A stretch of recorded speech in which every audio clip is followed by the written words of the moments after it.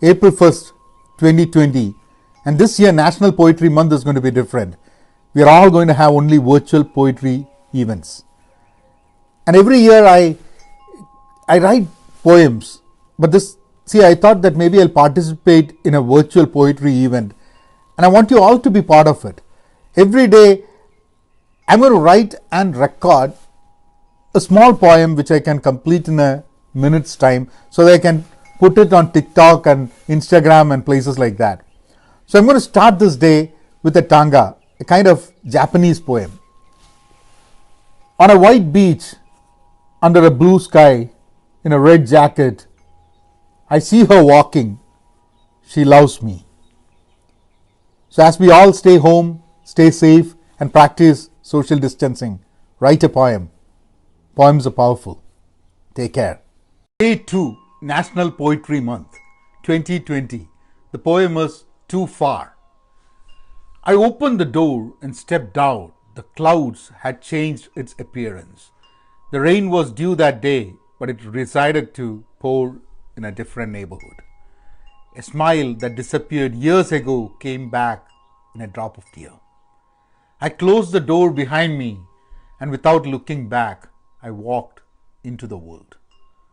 Today, after so many miles away from home, I realized I did not leave any tracks that could take me back home. Day 3 of National Poetry Month. The poem is We Live in Cities. We live in cities made in the eye of a village, first blinding it of communities and then telling there is darkness. We live in cities made with the soul of mankind, first ripping it off the body and then freezing it in time. We live in cities made out of skin of once alive animals, first taming them to be friends and then skinning them alive. We live in cities made from a well smiling to brim with water, first draining it down to earth dust and then filling some dreams in brick bottles. We live in cities. Thank you. Day 4 of National Poetry Month. The poem today is Dream Halfway. Very small poem. I'll just read it to you. Dream halfway. Meet a dream halfway and wake up. Walk a bit more and stop at the gate. Look up. See the moon. Smile. Take a plunge into the darkness. Come out on the other side. Walk back. Sleep. The end. Not always. There's a bird that is stranded in the sky, and the earth below has a sign. It calls the bird to end flying. The sign says that walking is way better and flying is for those who fail. The sign says. Behind the sign, a man stands with 2 hands and no wings. He tells he would like to rule the world, and the only thing he can do is be free like a bird. For a man, freedom is about power. The power to control, the power to take the freedom of others and confine in his own mind's cages. Man finds freedom in controlling others. The sky unwinds, the bird is unstuck. It flies, leaving the man with a sign to read. Not always. Not always. Today, on day 5 of National Poetry Month, the poem I have for you is A Walk. Very small poem, A Walk. A walk in the sunshine, a walk in the rain, a walk at sunrise, a walk at sunsets today, a walk with someone you know, a walk with a stranger, a walk into the past, a walk into someone's life, a walk to get far away, a walk to get closer. A walk is all it takes for you to think, to make sense of what you are confused when sitting on your ass. A walk is all you need. Walk your way. Walk through it all.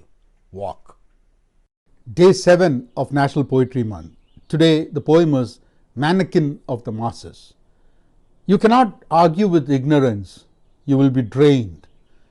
You can only fight it with silence, and in that silence let it suffocate. Once it is gone, you will know. Ignorance is not the lack of knowledge. It is emotionless. It is lifeless, like the mannequin of the masses. That was a poem. You take care. I'll come again tomorrow with the 8th poem of National Poetry Month. Thank you. Day 8 of National Poetry Month. The poem is Unforgiven. Don't tell anyone that you forgave them, because when memories chase you, you will wish you had not. Forgiveness is not just a word, and not all humans are capable of it. And it is not a crime if you're not able to. You should not cry for the tears that have broken you helpless and hopeless. Don't forgive, because it's your life. Just live beyond them. Don't forgive.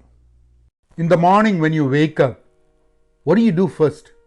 Take a deep breath, jump out of the bed, look around, just lie down, feel who is next to you, bury your face more into the pillow, search for your blanket, curse in your mind, smile, cover your face. You can do anything you like, it does not matter. But just remember, there are many out there who are not fortunate enough to wake up like you. Make the best of your day. Love, live, help. Make the best of your day.